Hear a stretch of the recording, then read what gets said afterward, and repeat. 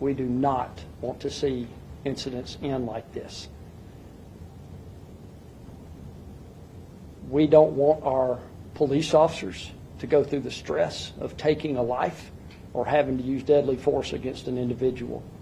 But we train them to do that when they need to. It's hard on them, it's hard on their families. It's hard on their loved ones.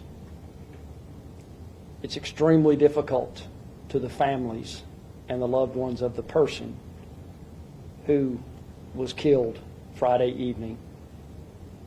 And it's difficult to express verbally our condolences for the family.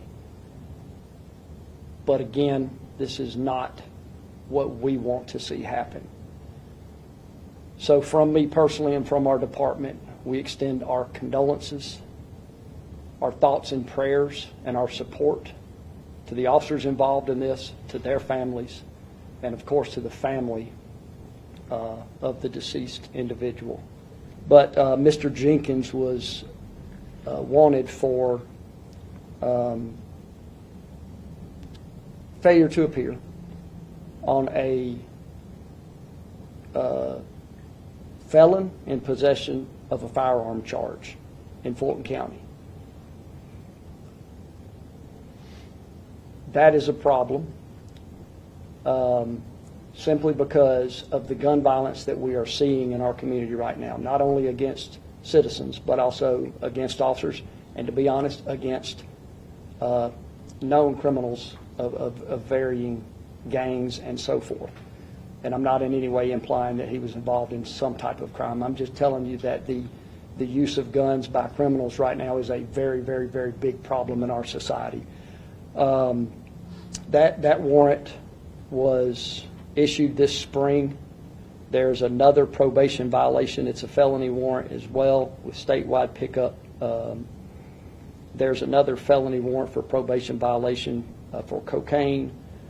And there is another probation violation warrant for obstruction of an officer, theft, and other charges.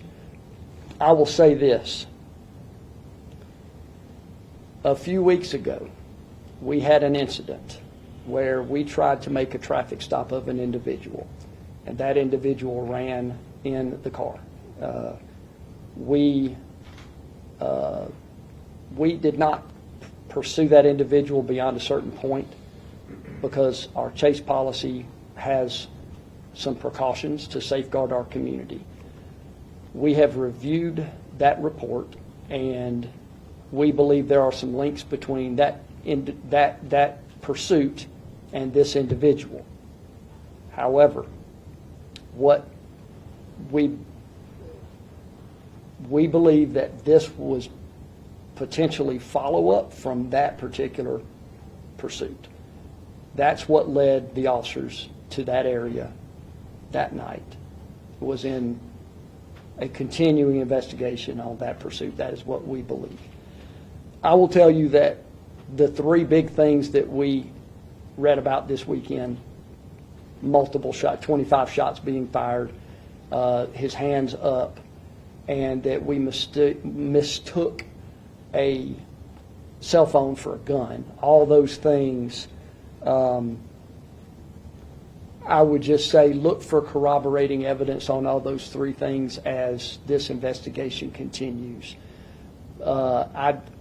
I have been briefed on this, and those three things stood out to me in these articles this weekend as something that I did not see evidence of this weekend.